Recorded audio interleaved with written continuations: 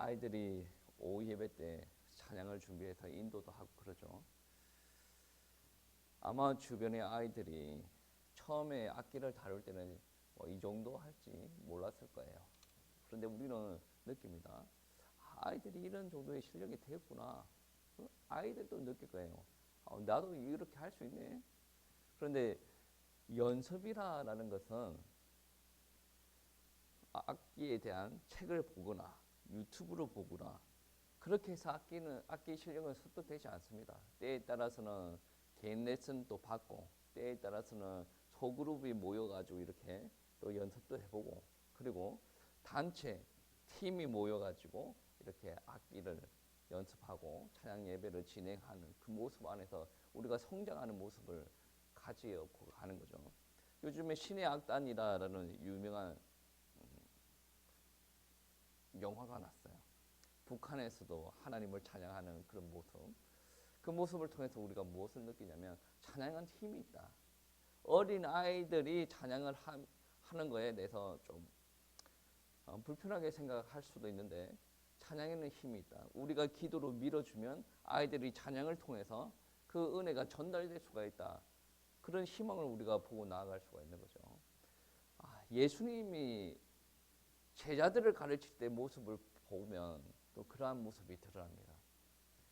예수님께서 어떻게 이야기하시냐면 오늘 말씀에 보시면 이에 12를 세우셨으니 이는 자기와 함께 있게 하시고 또 보내사 전도도 하며 귀신을 내어쫓는 권능도 가지게 하려 하심이러라 라고 말씀하시는 거죠. 예수님께서 제자 훈련을 어떻게 시키는지 분명히 순서가 명확하게 정해져 있습니다. 제일 먼저 함께 있게 하시고 함께 있게 하시고 이 함께 있게 하신다라는 것이 무엇보다 중요합니다. 지금 예수님께서 제자를 세우는 거 아니겠습니까? 함께 있게 하신다. 보고 느끼게 하신다. 같이 있으면서 밥도 먹고 기도도 하고 여행도 다니고 예수님께서 이렇게 다니시는 여행 코스를 보면 엄청 다양하지 않습니까? 갈릴리에 있었다가 나사렛에 있었다가 성전에 갔다가 또 두루로 갔다가 뭐 엄청나게 걸어 다니면서 이야기하시는 부분이죠. 그냥 걸어 다니는 게 아니라 걸어 다니면서 그에 맞는 가르침도 주십니다. 여러분 아시다시피 산에서도 가르침 주시고 들에서도 가르침 주시고 바다에서도 가르침 주세요. 여러분 대표적으로 산에서 가르침을 준 게 무엇입니까? 팔복. 심령이 가난한 자는 복이 있다. 들에서도 가르침을 줍니다. 무슨 가르침이 있습니까? 씨 뿌림의 비유.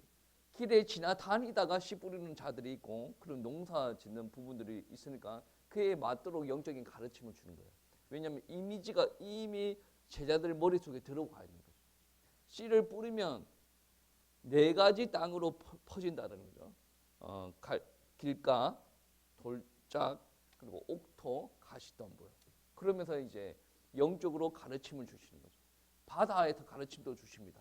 물 위를 걸어 오르라 그래. 걸어갈 수가 있었어요. 그런데 풍랑이 치는 것을 보고 불신앙을 하는 순간에 뽀로로 물속에 빠져들죠. 다 가르침을 주는 거죠.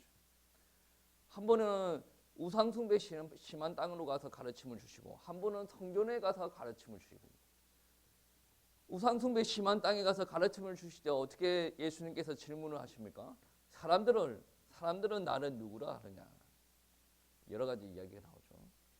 그래 제자들 너희들은 나를 누구라 하느냐? 베드로가 이야기합니다. 주는 그리스도시요 살아계신 하나님이십니다. 그러면서 또 예수님께서 가르침을 주시는 거죠. 성전에 또 오셔가지고 가르침을 주실 때 어떻게 이야기를 합니까? 아버지 집은 기도하는 집이다. 이 사람들이 지금 강도의 소굴로 만들었다. 내가 이 성전을 허물고 3일 만에 일으켜 세울 것이다. 제가 지금 짧은 시간 동안 너무 많은 이야기를 해서 뭐 그렇게 생각할 수도 있겠는데 아마 이 이야기를 다 아시는 분들은 그렇지 라고 생각할 수 있을 거라고 생각합니다. 여러분 보세요. 예수님은 함께 다니면서 가르침을 주셔요. 그냥 설명서를 주고 이렇다더라 라고 느끼는 게 아니란 말이에요. 같이 가면서 무엇을 느낍니까? 말씀이신 그분이 오셔서 지금 이러한 것을 현실화를 시키는구나. 말씀을 주신 그 하나님의 말씀이 성경책만 보면 있는 하나님의 말씀이 아니라 그분이 직접 이야기하시니까 살아서 역사하시구나. 병자들도 일어나는구나. 죽은 자도 살아나는구나. 지금 이런 것을 자꾸 느끼게 하신단 말이에요. 우리가 이 땅에서 신앙생활 할 때도 마찬가지입니다. 우리가 교회 안에서 신앙생활하는 목적이 뭡니까? 하나님 앞에 영광. 그리고 우리가 전도되어 왔어요. 우리가 예수님을 닮아가는 것을 하나님께서 원하십니다. 그러면 우리가 예수님을 닮아가려면 우리가 어떻게 해야 됩니까? 제자들과 같이 우리 현장에서 예수님과 함께 움직여야 된다는 거죠. 기도하고 일도 하고 놀고 여행도 다니고 예수님과 함께 그러한 일들을 경험해야 된다는 거죠. 그게 제일 먼저 일어나야 우리가 제자가 될 수 있어요. 예수님과 함께 움직여야 된다는 거죠. 그리고 두 번째는 함께 가고 함께 다니는데 예수님께서 이야기하시는 게 있어요. 직접 해보라는 거죠. 예수님께서 병자 치유하고 예수님께서 가르침 주고 야 너는 보기만 해. 이게 아니죠. 어느 정도 계속 보고 느꼈으면 그 다음에는 해보라는 거죠. 교회 생활도 마찬가지입니다. 교회 생활을 아무것도 안 하고 그냥 보기만 해. 막 그런 사람들은 조금 더 은혜가 필요하죠. 그리고 은혜가 많이 차 있는 사람들은 어떻게 합니까?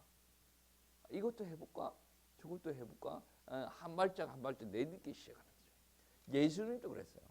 처음에는 예수님 중심으로 뒷공무니만 졸졸 쫓아다녔는데 예수님께서 오늘 말씀해 보시면 전도도 하며 보내사 전도도 하며 실제로 보내고 전도도 시키셨습니다. 그리고 귀신을 내어쫓는 권능도 가지게 하려 귀신 들린 자에게 가서 기도도 하게 예수님께서 그렇게 시키셨어요. 해보라는 거죠. 처음에는 모르기 때문에 계속 같이 다니면서 보고 듣고 예수님을 느끼게 하셨고 그 다음에는 시키게 하셨다. 실패도 있죠. 제자들이 이렇게 이야기합니다. 전에는 귀신이 나갔는데 왜 지금은 귀신이 나가지 않습니까? 실패도 경험하는 거죠. 그리고 예수님께서 십자가를 지실 때 베드로가 예수님을 부인합니다. 부활하신 예수님께서 베드로를 다시 찾아오십니다. 네가 나를 사랑하느냐? 예, 그렇습니다. 내 어린 양을 먹이라. 예수님께서 한 번 실패했다라고 해서 정죄하고 너는 안 돼라고 이야기하시는 예수님이 아니셨단 말이에요. 실패한 거 예수님께서 덮어주시고 그냥 간다라는 개념이 아니죠.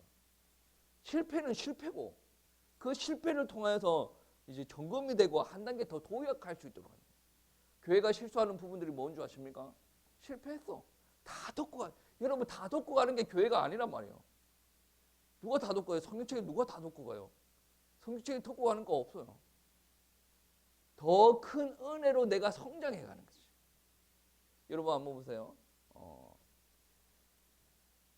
요셉의 형이 요셉을 팔았습니다. 형들은 그 사건에 마음에 두고 있었습니다. 요셉이 총리가 되고 나서 우리를 죽이지 않을까. 그거를 듣고 넘어갑니까? 정확한 검증이 일어나는 거죠. 요셉이 어떻게 이야기합니까? 당신이 나를 판 게 아니다. 하나님께서 나를 앞서 먼저 보내신 것이다. 이거는 덮고 가는 거 아닙니다. 덮고 가는 게 아니라 그 안에서 역사하신 하나님을 기억하고 나에게 주신 하나님의 메시지를 새기는 거죠. 그리고 나서 어떻게 간다.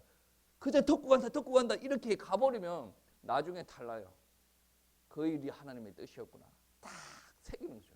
그리고 나서 옆으로도 뒤로도 돌아보지 않고 하나님께서 말씀하신 걸 다 보고 나가는 거죠. 덮고 가는 게 아니에요. 더 큰 은혜가 임하는 거고 하나님의 뜻을 명확하게 발견하는 거죠.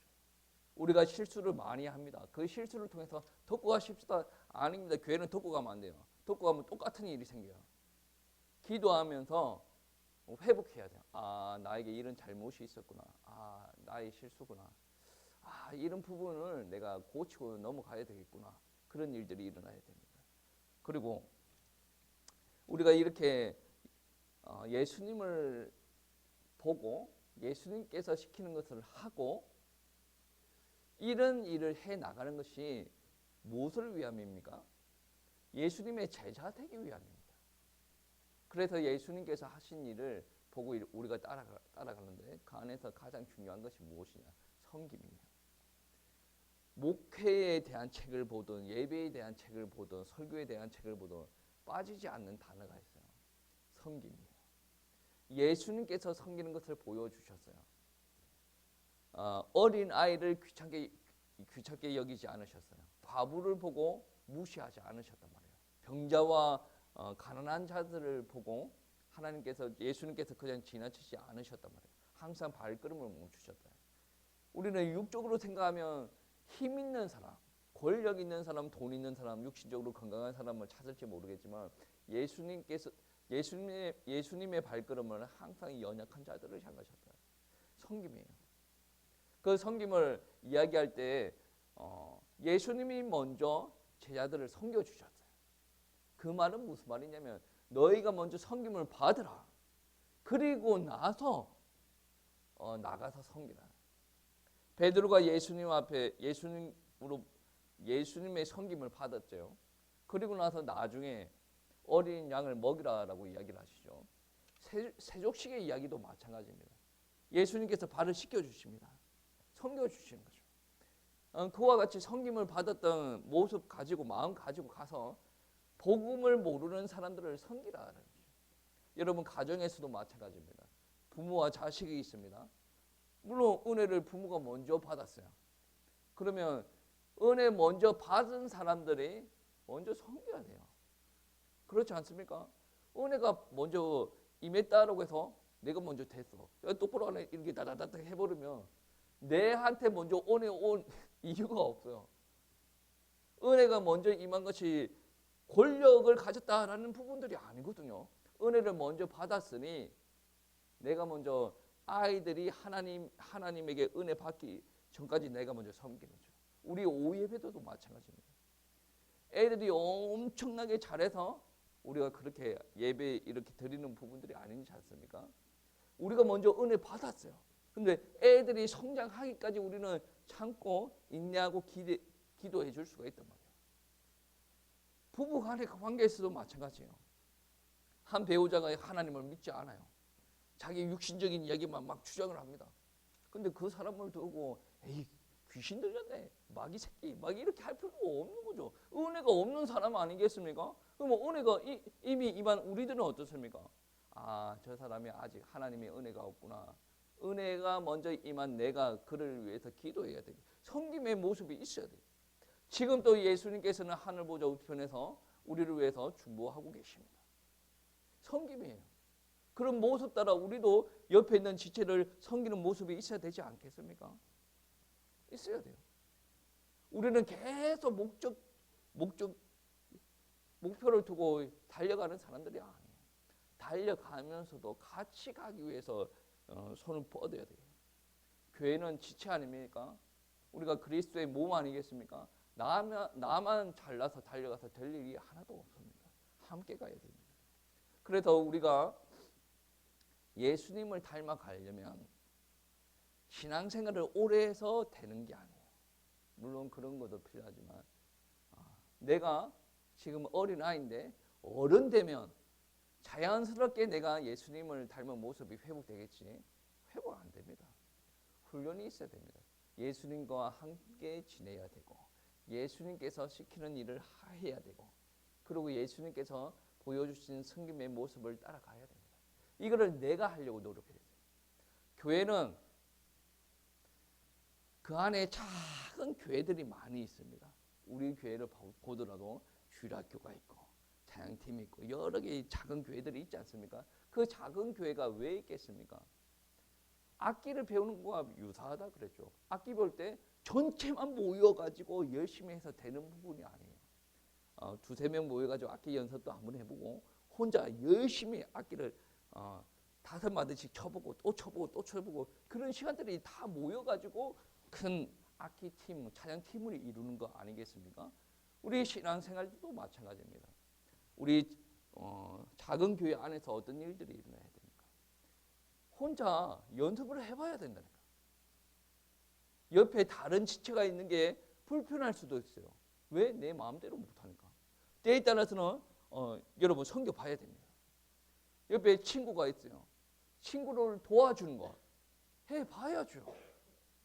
예수님을 닮아가야 되는데 옆에 있는 친구 도와줘야죠. 그리고 때에 따라서는 인사를 해야죠. 우리 딸내미한테 그렇게 인사하라.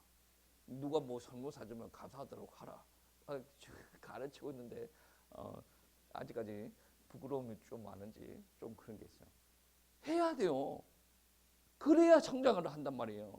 그리고 동생이 있어요. 양보할 줄 알아야 돼요. 그리고 내보다 나이 많은 사람이라고 할지라도 은혜가 없는 것 같아.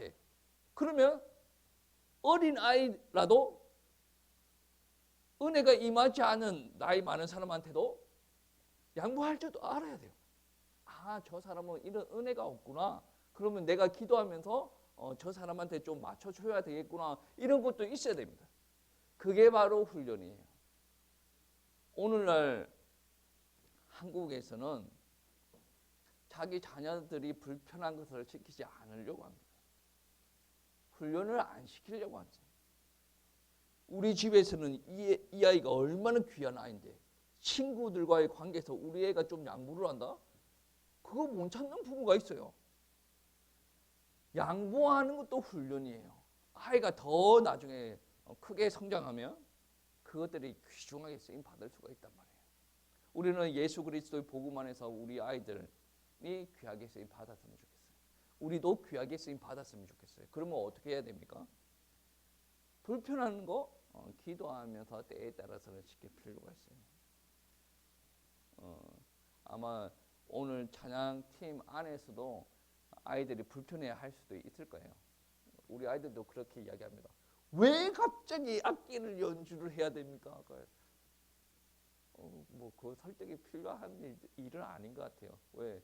자기네들이 엄마 아빠 그리고 교회에서 하는 일들을 늘 보니까. 자기 엄마가 지나가다가 이야기 한 번 하더라고. 그래요. 아이들이 어리더라도 하나님 앞에 찬양을 드려야 돼. 그게 하나님께서 기뻐하시는 모습이야. 나는 더 이상 더 토를 달 줄 알았더니 토를 안 달더라고. 우리 집에서 제가 제일 말이 많습니다. 제가 이야기하고 있으면 제 주변에 아무도 없어. 자기네들이 질문을 했어. 내가 막 이야기를 해. 10초도 안 됐는데 다 없어졌어. 우리 집에 제가 좀 말이 많은 편인데 제가 이야기할 겨를도 없었어요. 하나님께서 찬양하기를 원하신다. 그것을 기뻐하신다. 감사한 거죠. 설득이 돼버렸어요 벌써. 여러분 기도 많이 하셔야 됩니다. 왜 애들이 찬양을 해야 됩니까? 자연스럽게 받아들여질 수 있도록 우리가 기도 많이 해서 그게 또한 우리가 예수님의 모습을 닮은 성기입니다.